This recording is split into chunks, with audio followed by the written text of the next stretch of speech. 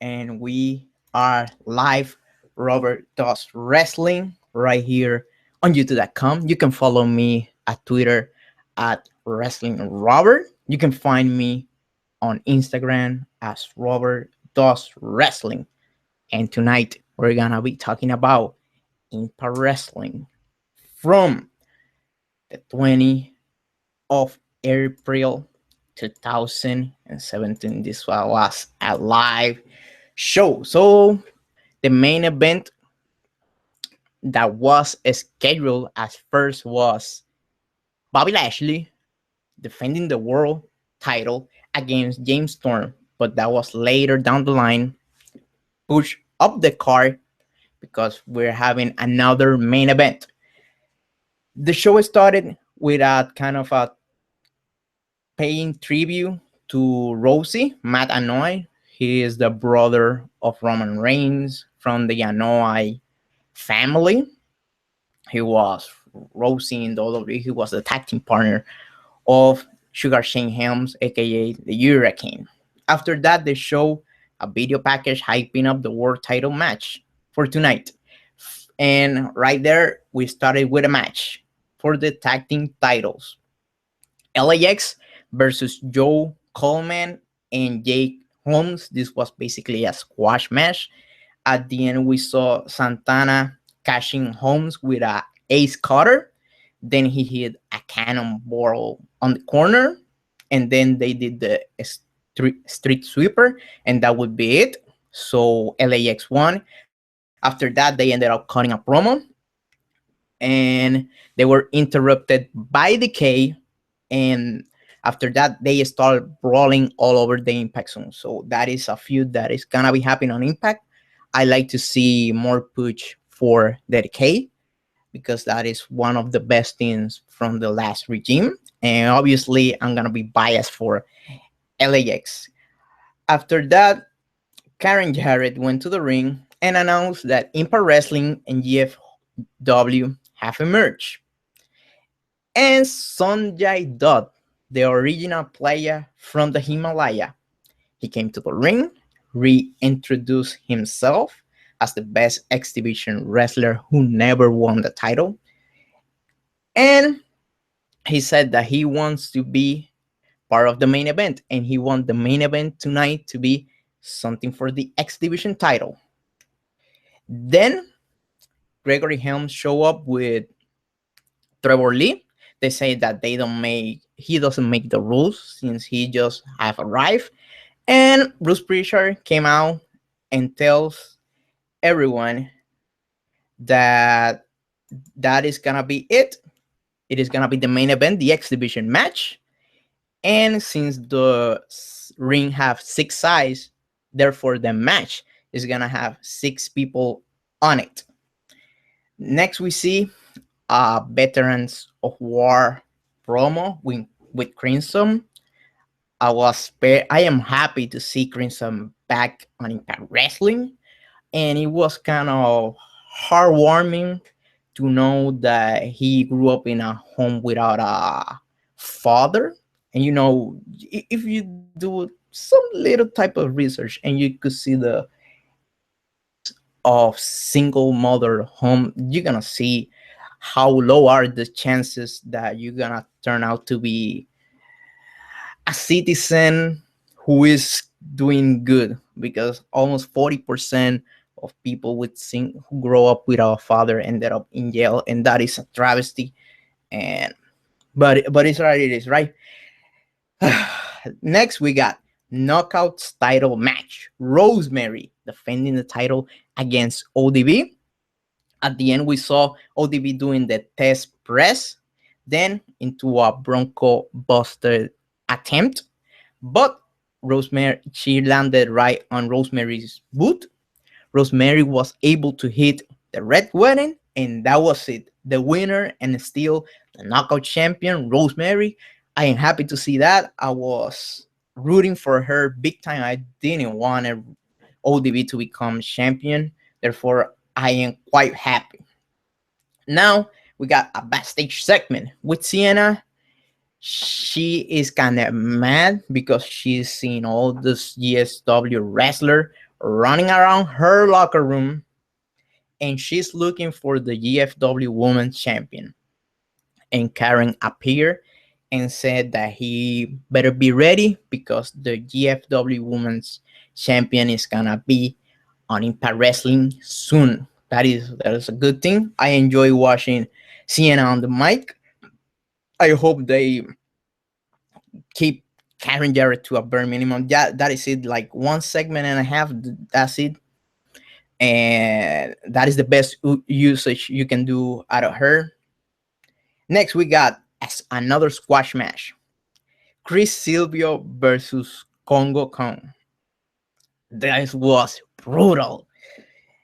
At the end, we saw Kongo Kong hitting a cannonball on the corner. This man is like 400 pounds. He went ahead from one side to the other and did the cannonball.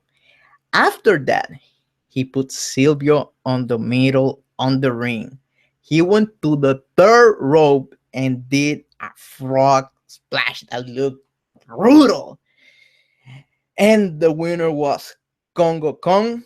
He looked pretty good. I think he needs to change his wardrobe. He have too many man boobs. But outside of that, this was very impressive. And also, Chris Silvio sold everything really realistic. So kudos to him also. Next, we got El Patron joining us from a remote location, and he doesn't have any problem with whoever wins the title tonight, and he hopes is Bobby Lashley because he wants to kick his ass. Next, we got Magnus saying that he heard Alberto Del Rio, and he said that, hey, Alberto, you should be at the back of the line. What you have done here. And Mackenzie was trying to say, hey, he beat EC3 and he beat Bobby Lashley. But kind of Magnus cut her up and say, hey, that doesn't matter. I have the GFW belt. Therefore, I am in front of the line into facing Bobby Lashley. So the Impact Wrestling title scene is looking jam-packed, really good. Another improvement now that Jeff Jarrett is on charge. Now, our number one main event of the evening for the TNA title, we got the Cowboy James Storm defending Impact Wrestling title against Bobby Lashley. This match was really good, really good heavyweight match.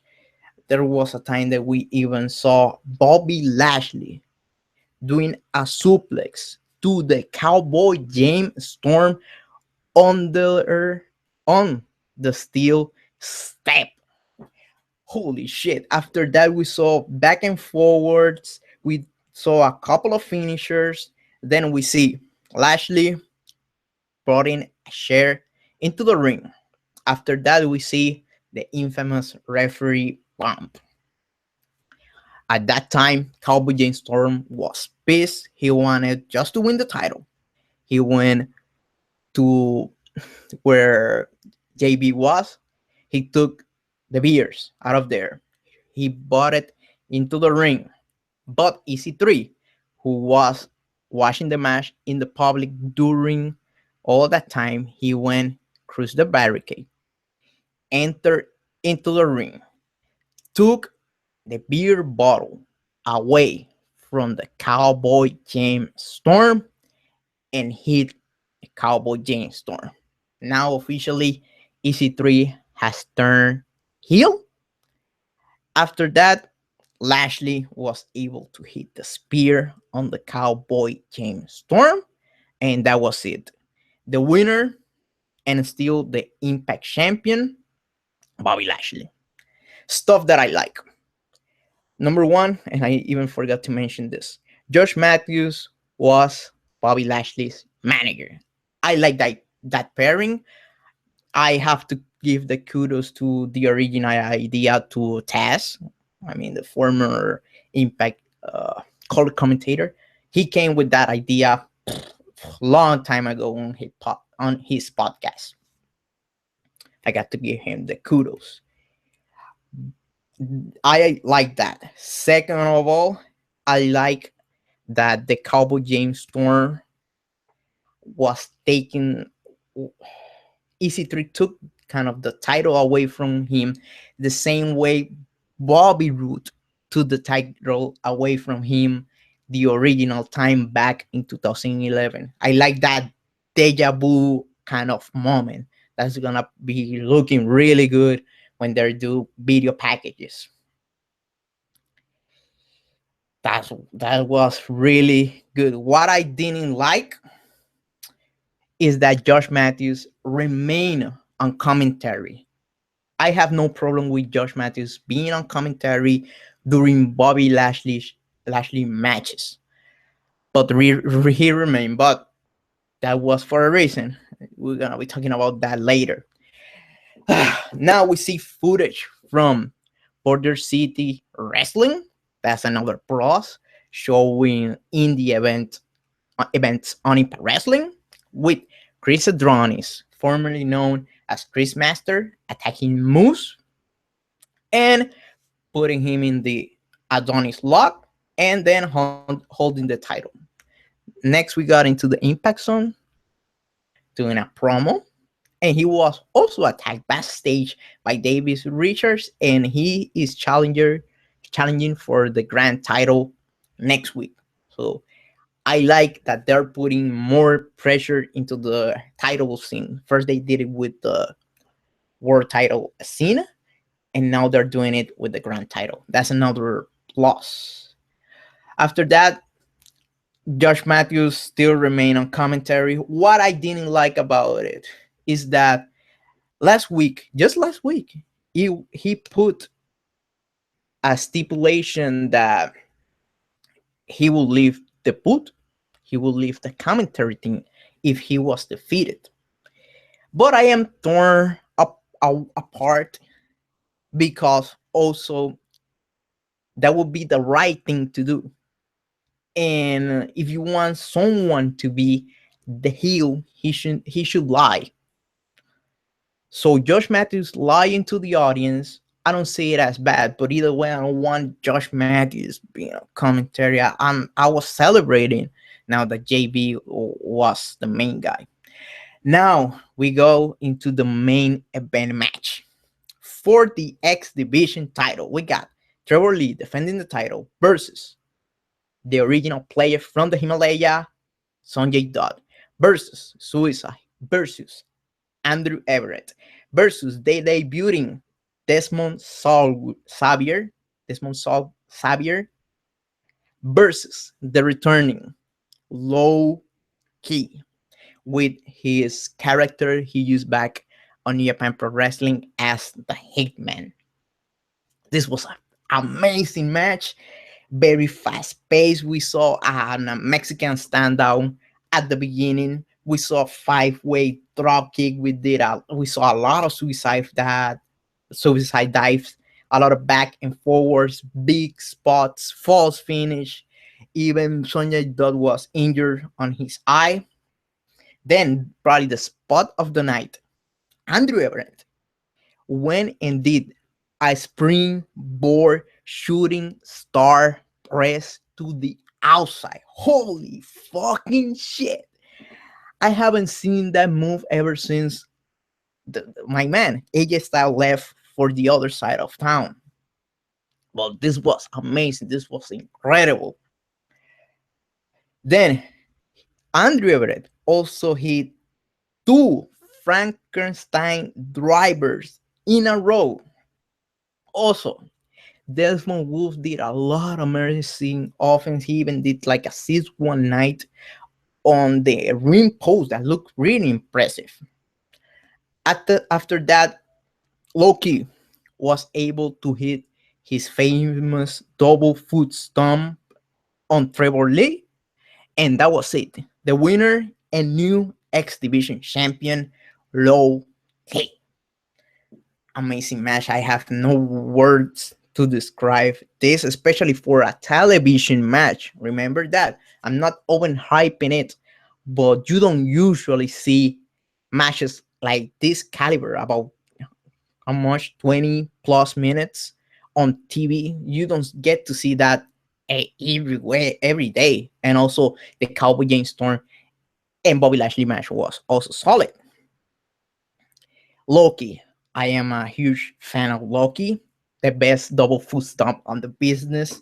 I mean, this guy is amazing. The jury kind of still out on the gimmick if he's gonna be talking on TV or not. So let's see. Even though I am a fan of his Saint Chick type of character, kind of Mortal Kombat light character, but I am happy to see Loki back.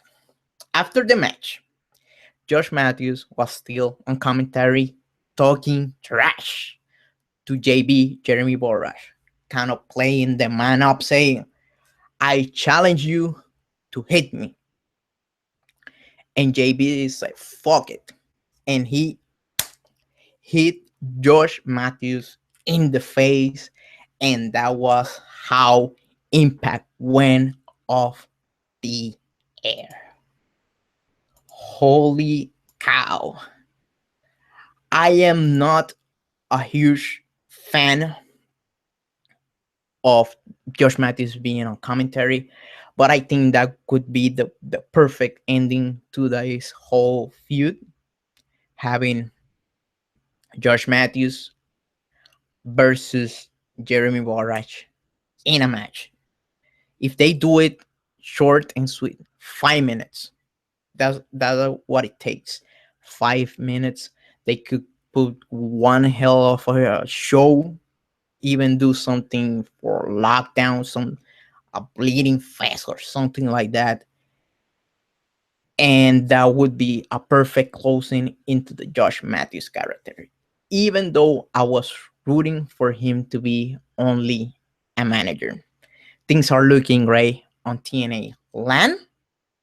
I hope you enjoy this video, and I also hope you enjoy this episode of Impact Wrestling. You can follow me at Twitter at Wrestling Robert. You can also check out my Instagram, Robert Does Wrestling. I launched a podcast yesterday called Impact Fans Speak. It's about 20 minutes, a condensed type of show. I cover 6 weeks on television in 20 minutes, so that was a challenge. And that would be it for today. Goodbye, and thanks for watching.